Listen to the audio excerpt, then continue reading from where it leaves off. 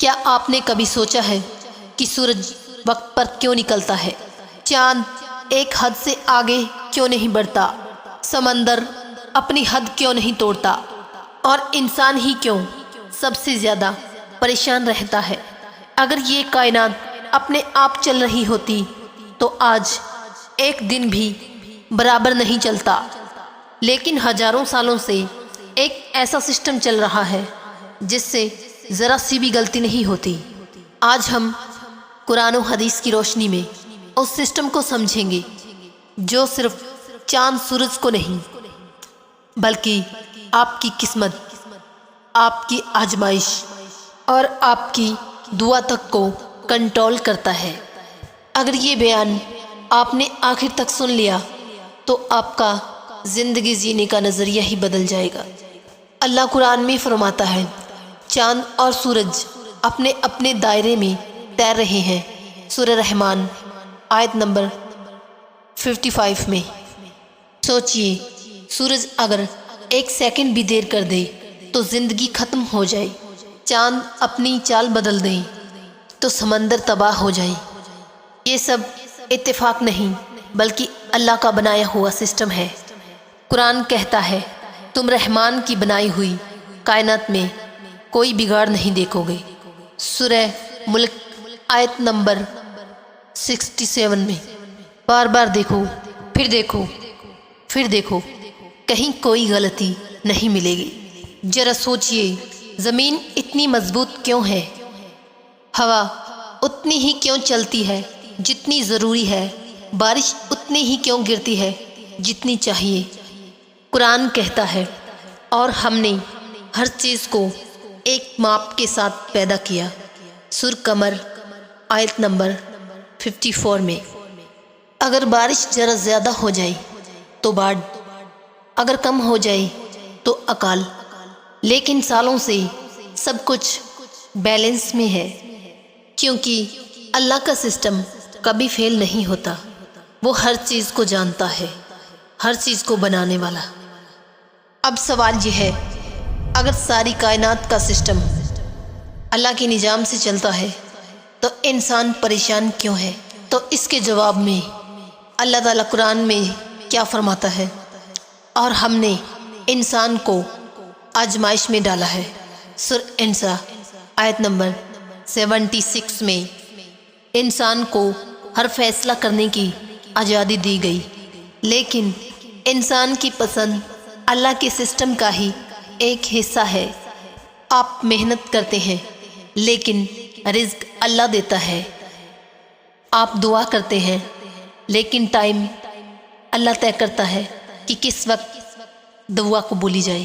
بہت لوگ کہتے ہیں کہ میں نے دعا کی پر قبول نہیں ہوئی، لیکن قرآن کہتا ہے، ہو سکتا ہے کہ تم کسی چیز کو برا سمجھو لیکن وہی تمہارے حق میں بہتر ہو۔ سورہ بقرہ آیت نمبر 22 میں۔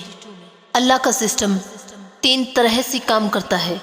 پہلا، دعا مانگنے پر ترنت دے دیتا ہے۔ دوسرا، دعا کو کسی بلا سے بدل دیتا ہے۔ تیسرا، یا پھر آخرت کے لیے بچا لیتا ہے۔ دعا کبھی ضائع نہیں جاتی، لیکن اس کا وقت طے ہونا ضروری ہے۔ صحیح وقت پہ دعا اپنے آپ قبول ہو جاتی ہے۔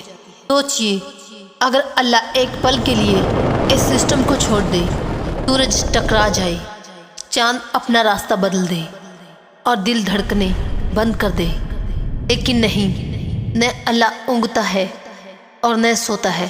سورہ البقرہ آیت نمبر 22:5 میں۔ آپ سو جاتے ہیں لیکن آپ کا رب نہیں سوتا۔ اگر آپ کی زندگی آج الجھی ہوئی ہے تو اس کا مطلب یہ نہیں کہ اللہ کا سسٹم غلط ہے۔ اس کا مطلب یہ ہے کہ وہ آپ کو اگلے مقام کے لیے تیار کر رہا ہے۔ آج ایک بات کو دل میں بیٹھا لیجئے، جس رب نے پوری کائنات کو سنبھال رکھا ہے وہ آپ کو بھی سنبھال سکتا ہے۔ بس بھروسہ رکھیے اور صبر کیجئے اور اللہ کے نظام پر شک مت کیجئے۔ سوچئے، ہزاروں سالوں سے ایک بھی دن ایسا نہیں ہوا جب کائنات نے اللہ کے حکم کو توڑا ہو۔ آپ نے کبھی نہیں سنا کہ سورج نے کہا ہو کہ آج میرا من نہیں ہے نکلنے کا، یا چاند نے کہا ہو کہ آج میں پورا نہیں بنوں گا، کیونکہ وہ مجبور ہے اور انسان کو اختیار دیا گیا ہے۔ کائنات مجبوری میں اللہ کی اطاعت کرتی ہے، لیکن انسان کو آزادی دے کر آزمایا جاتا ہے۔ قرآن کہتا ہے اس نے 2 سمندروں کے بیچ رکاوٹ بنا دی۔ سورہ رحمان آیت نمبر 55 میں میٹھا اور کھارا پانی ساتھ ساتھ لیکن مکس نہیں۔ انسان آج بھی حیران ہے، لیکن اللہ کا سسٹم پہلے سے طے ہے۔ آج انسان کے سبھی اندازے ہار جاتے ہیں، لیکن اللہ کی حد بے انتہا ہے جو سب کی سمجھ میں نہیں آتی۔ اللہ جس کو اپنا علم دینا چاہے یہ اسی کی سمجھ میں آتی ہے۔ صبر رکھیے، بھروسہ رکھیے، کیونکہ جس رب کی نگرانی میں پوری کائنات ہے آپ بھی اسی کی حفاظت میں ہو۔ اگر یہ بیان آپ کے دل کو چھو گیا ہو تو ویڈیو کو لائک کیجیے۔ اگر آپ بھی اللہ کے سسٹم پہ یقین رکھتے ہیں تو کمنٹ میں آمین ضرور لکھیے، اور آپ چاہتے ہیں قرآن کی روشنی میں سکون دینے والے بیان تو چینل کو سبسکرائب کرنا مت بھولیے۔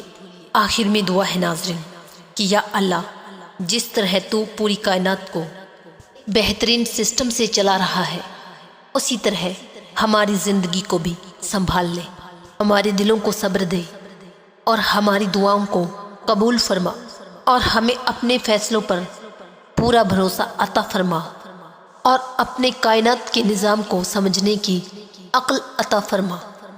آمین۔